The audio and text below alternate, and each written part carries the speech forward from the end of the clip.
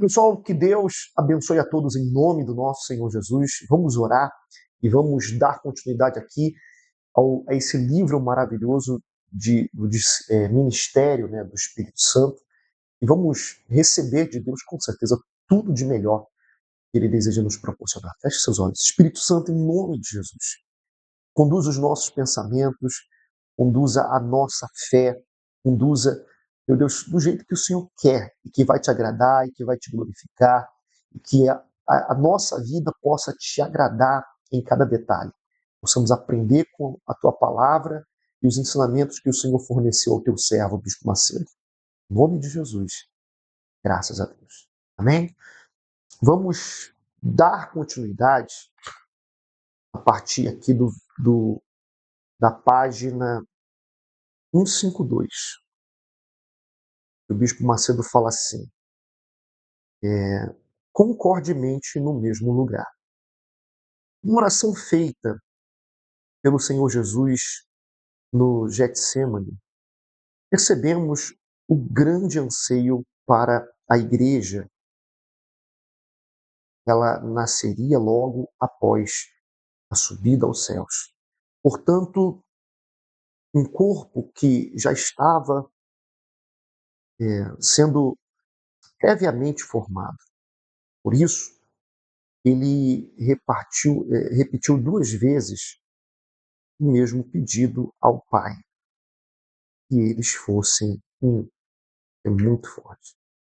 E ele fala assim, Jesus faz o pedido lá em João, capítulo 17, versículo 11. Ele diz: Pai Santo, guarda em teu nome aqueles que me destes, para que sejam um, assim como nós. Aí lá no versículo 21 também diz assim: para que todos sejam um, como tu, ó Pai, és em mim e eu em ti. Também eles sejam um em nós, para que o mundo creia que tu me enviastes. Olha que maravilha. Sejamos um com Deus verdadeiramente. O Senhor Jesus desejou para nós, o seu povo, a mesma intimidade e unidade que ele desfrutava com o Pai. Para assim para assim ele enviasse o Espírito Santo. Contudo, ele não queria que tivéssemos uma unidade somente com o Pai, mas também uns com os outros. Essa oração começou a se tornar realidade no Pentecostes, quando todos estavam reunidos concordemente no mesmo lugar. E aí, lá em Atos 2:1, diz assim: E cumpriu-se o dia de Pentecostes, estavam todos concordemente no mesmo lugar. As pessoas concordaram em se unir assiduamente, né, no cenáculo.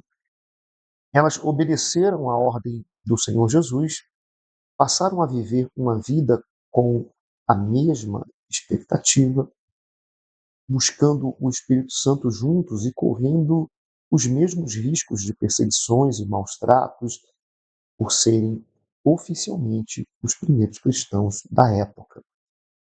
Continuar em Jerusalém para receber o Espírito Santo significava colocar a própria segurança em perigo, pois ali era o local de maior intolerância para os seguidores do Senhor Jesus. Imagino também que não deve ter sido confortável ficar em número de 120 das mais variadas classes sociais e idades no recinto pequeno, mas esses sacrifícios faziam com que aquelas pessoas fossem inseridas na igreja espiritual. Esse continua sendo aceito. Não importa em que parte do mundo alguém esteja, ao se entregar verdadeiramente ao Senhor Jesus, a pessoa recebe o seu espírito. Isto lhe dá o privilégio de ser povo de Deus, família de Deus. Observe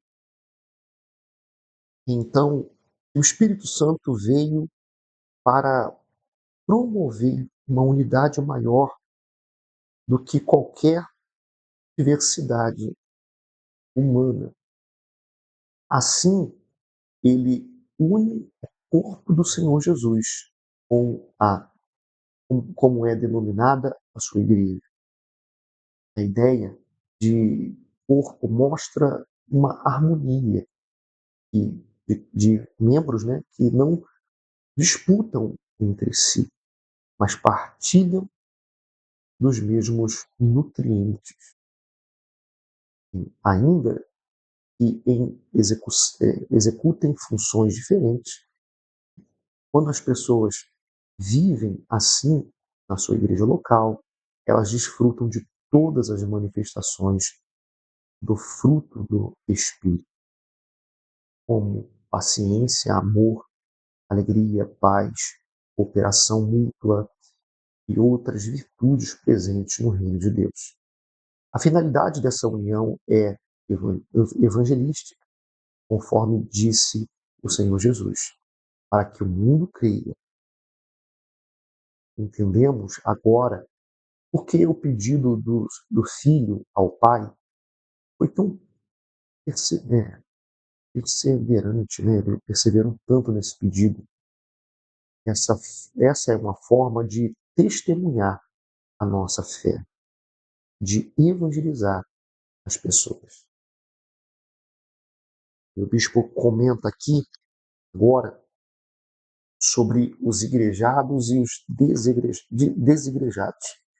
O apóstolo Paulo sublinha o pedido de unidade na igreja ao escrever para os cristãos de Éfeso, da mesma forma que fez o Senhor Jesus. Ele destaca que a unidade do Espírito deve ser buscada e mantida. Efésios capítulo 4, versículo 3 ao 6 diz assim: procurando guardar a unidade do Espírito pelo vínculo da paz.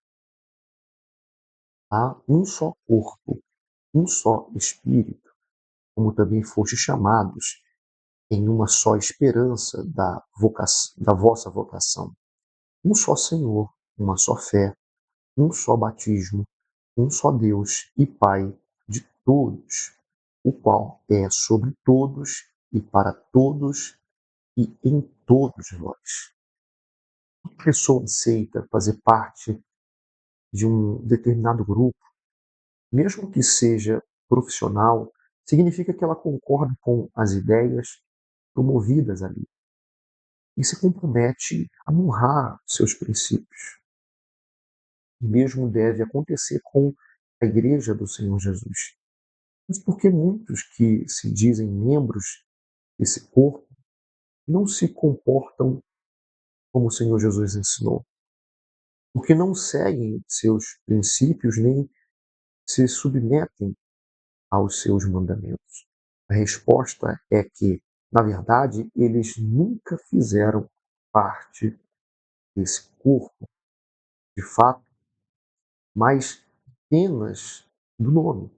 Afinal, viver na unidade do Espírito expressa que o que eu penso, o que eu acho, já não ganha primazia, porque é o lugar da vontade do cabeça, que é o Senhor Jesus.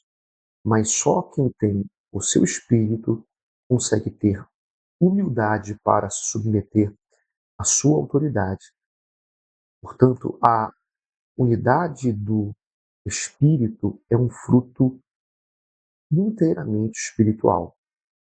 Quem se mantém em comunhão com Deus também estará unido com os seus demais filhos que compartilham dos mesmos pensamentos e propósitos divinos.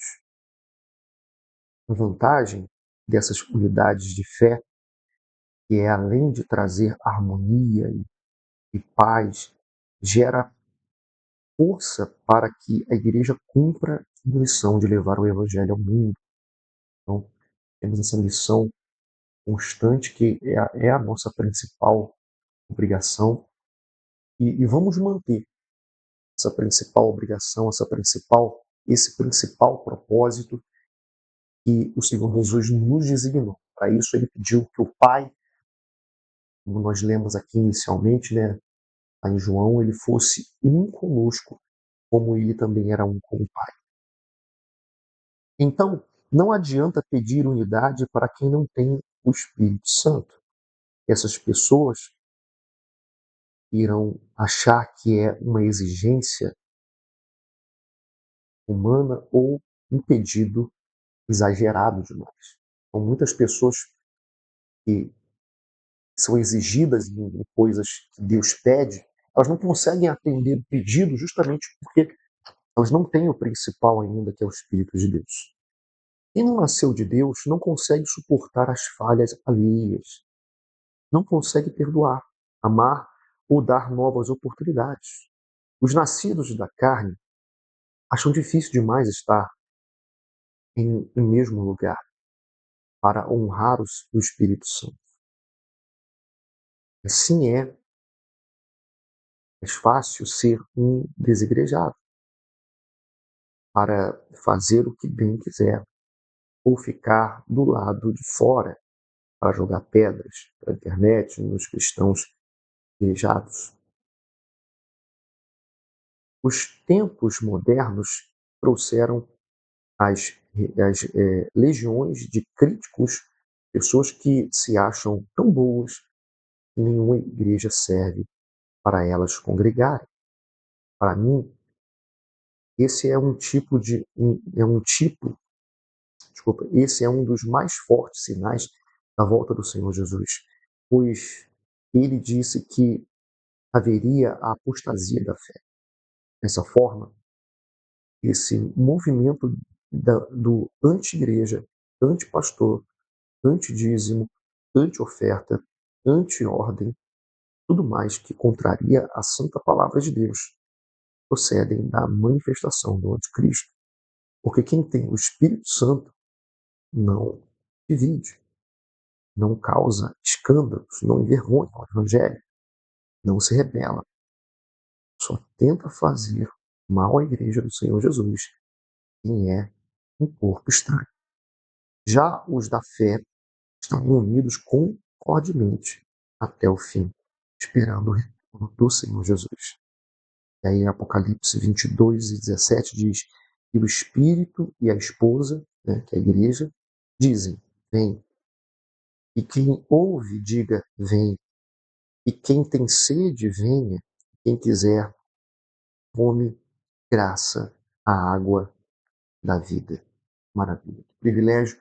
E a gente sabe que tem sido realmente um grande movimento de pessoas que, você vê, não querem cumprir um grande sacrifício, que com certeza é um sacrifício para a maioria das pessoas, é conviver com pessoas diferentes, conviver com pessoas que não são perfeitas, e elas também não são. Né? As que mais reclamam também não são perfeitas, mas querem julgar, dizendo, agem assim, agem assado, agem de uma forma que não agrada a Deus, e elas também não estão agradando a Deus, porque não estão se congregando, não estão se unindo para buscar o Espírito de Deus como todos devem buscar.